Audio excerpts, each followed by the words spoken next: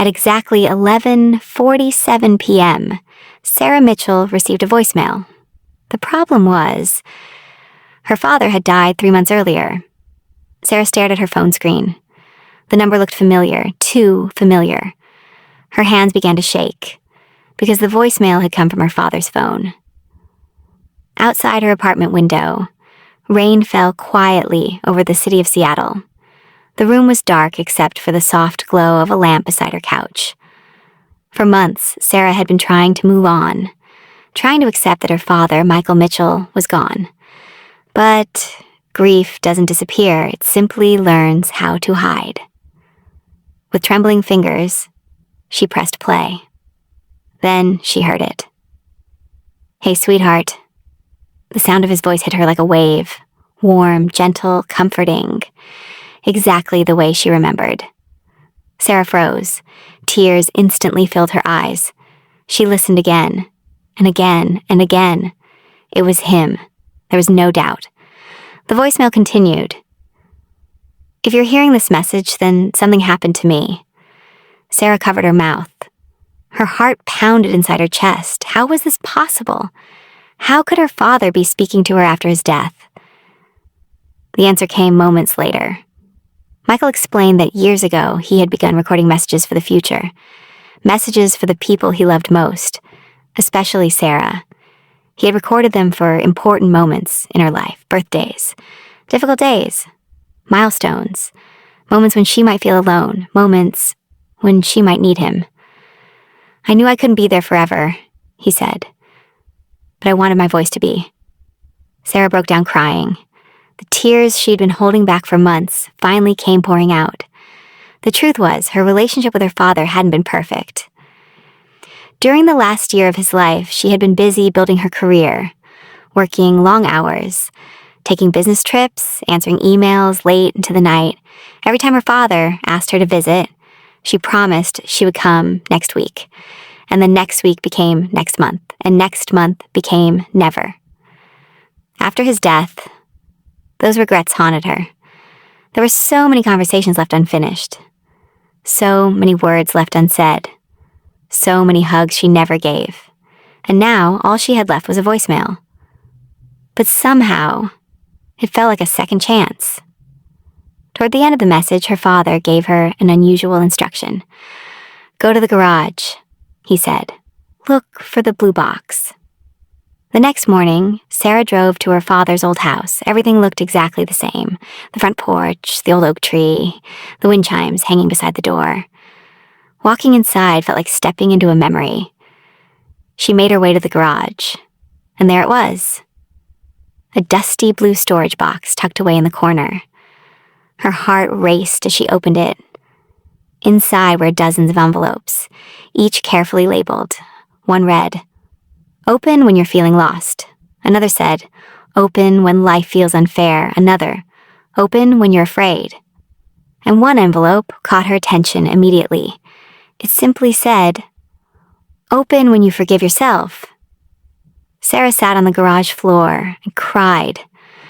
Not because she was sad, but because she realized how deeply her father had understood her, even after death. He was still trying to help her heal. For the next several weeks, Sarah opened one letter every day. Each letter felt like a conversation she thought she would never have again. Her father shared stories she had never heard before, mistakes he had made, failures he had survived, lessons he had learned. And through those letters, Sarah began to change, slowly, quietly. She stopped working every weekend. She called her mother more often. She spent time with friends she had neglected for years. For the first time in a long time, she started living instead of simply existing. One rainy afternoon, Sarah sat alone in a coffee shop reading another letter. Tears rolled down her cheeks. An elderly man sitting nearby noticed.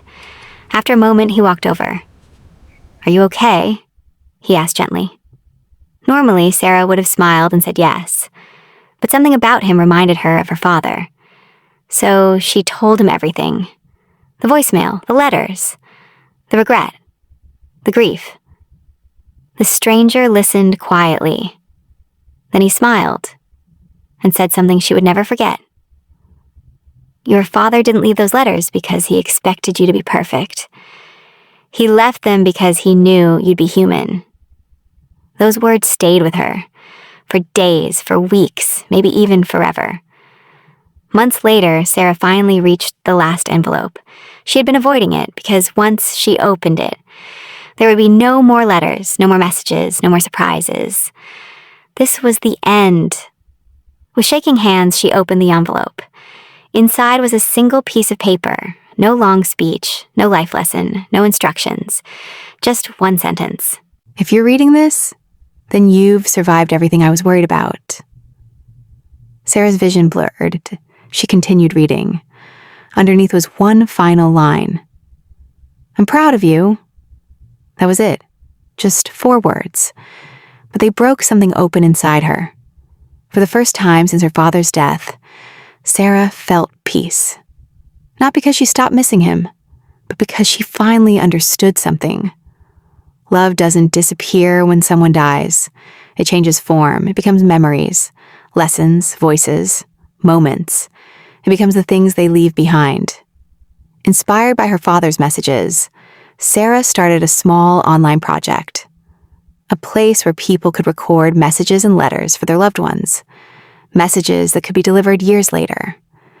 At first, only a few people joined, then hundreds, then thousands, parents, grandparents, soldiers, cancer patients, people who simply wanted their love to survive beyond their lifetime.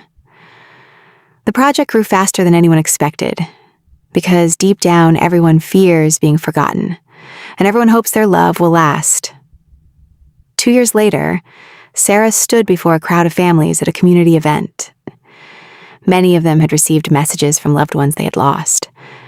Many of them had found comfort when they needed it most. As she looked across the room, Sarah smiled, because she finally understood the gift her father had given her.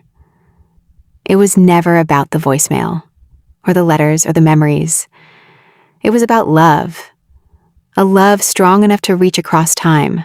A love powerful enough to heal broken hearts. A love that never truly leaves. As the sun set beyond the city skyline, Sarah looked up at the sky, and for the first time in a very long time, she didn't feel alone. Because some voices never fade, some people never truly leave, and some acts of leave echo forever. The end. Echoes of Humanity, like and subscribe to the channel. Thank you.